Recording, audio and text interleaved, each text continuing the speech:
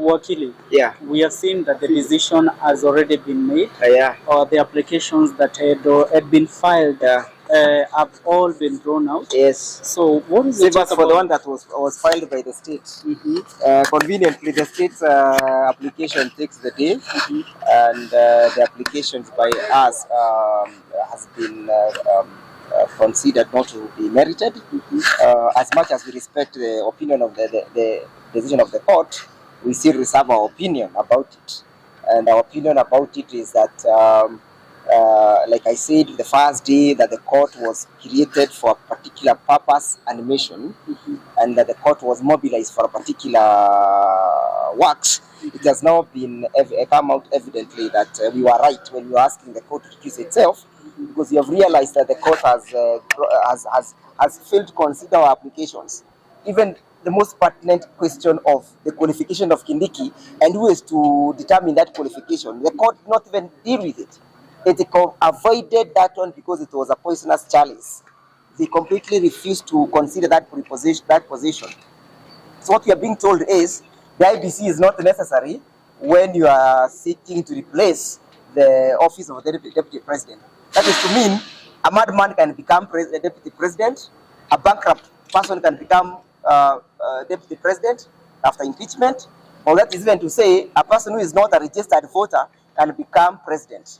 And that's why we are saying that the court needs to have a reflective moment whether this is the way we need to go as a country. People had a lot of hope with the judiciary, that the judiciary would stand between the constitution and the people and play guard to it. But unfortunately, we have been treated to an embarrassment that both the judiciary, the executive, and the legislature are in bed together. So Kenyans are basically on their own, and that's why we are saying, for us, we shall continue to do that which is right, because history one day will absolve us. And we have challenged the court.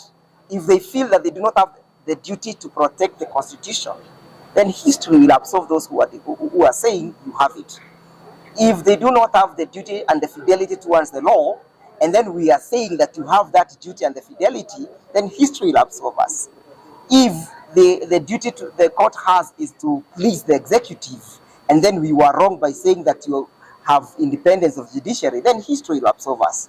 And it's a very serious case for Kenyans to consider and to ponder. But I want to tell them that Kenyans do not despair. We have a date with destiny on the 2nd August of Tuesday, 2027. You have a right and an obligation to change the manner in which these issues are being conducted. It is not proper for a judge to ignore submissions that were made by counsel in court. We made very heavy submissions on the role of IBC in this process, but the judges have ignored it. To me, that is judicial misconduct, and the person who is aggrieved by that judicial misconduct has a right to approach the Judicial Service Commission, and we shall be filing that complaint before the Judicial Service Commission so that ruling can be evaluated. Because it's not a ruling that has been delivered objectively, but subjectively. Thank you. Now, the last question that I will ask. Yes. You have spoken more about the IEBC. Yeah. Right now, the nominated DP Kedore Kindiki, if he is sworn in to hold office, will that be a violation of the Constitution of the Republic of Kenya? Absolutely. It will be a violation. How do you tell me that the question of you being a registered voter is not essential when you are being appointed as a deputy president? I mean, Kenyans are on their own. Let me follow up with Kibe. Thank you. Thank you. Yes, all I wish to say is that it's a sad day for Kenyans. It's a day where the rule of law has not been followed. We are hoping that once we file an appeal, we are going to be heard. But honestly, these are final orders in an interim stage, and therefore we feel aggrieved. We have not gotten justice the way we expected to. No, yes, you are saying that you will file an appeal.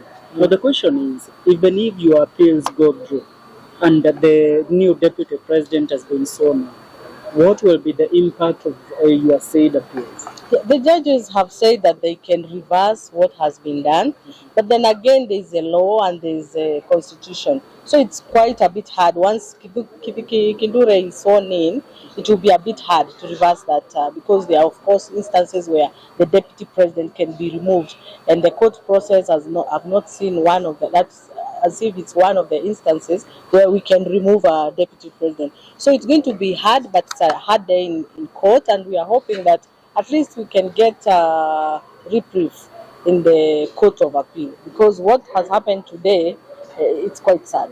It's quite sad, especially in a constitutional law court. Yeah, that's all. Thank you. The lengthy explanations and what keys that are going into it.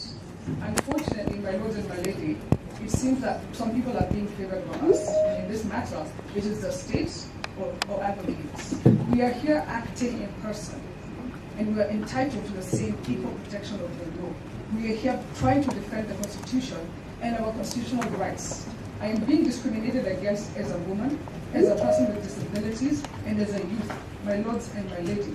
We filed our application on the 8th of October 2024, and we thought that we'd be enjoying this interested parties to participate in Tuesday's proceedings, but we were not. So we did not have the time to ventilate our issues properly. My lords and my lady, we are asking you to stay your orders for 7 days, as you have told us to come back on the 7th of November, so at least we get a fair chance, a fair fighting chance, as a sovereign to also ventilate our issues properly. The state cannot override us, and advocates cannot override us, my lords and my lady. This is a court for equality, and we are asking for equality. My lords and my lady, we also appreciate that the other side has asked for 7 days to appear. Kindly consider us in, because there is no point in justice that will be granted to some petitioners and others will just be thrown under the bus and into the darkness. Thank you. If I may respond, Can you just clarify your application? You say it's dated the 8th of October? 8th of October 2024. It's petition E541 of 2024. We're seeking stay orders to stay the proceedings in the National Assembly based on Article 32(1), freedom of conscience, and Article 33, freedom of expression. Your Honor, maybe with your kind permission. Let me clarify.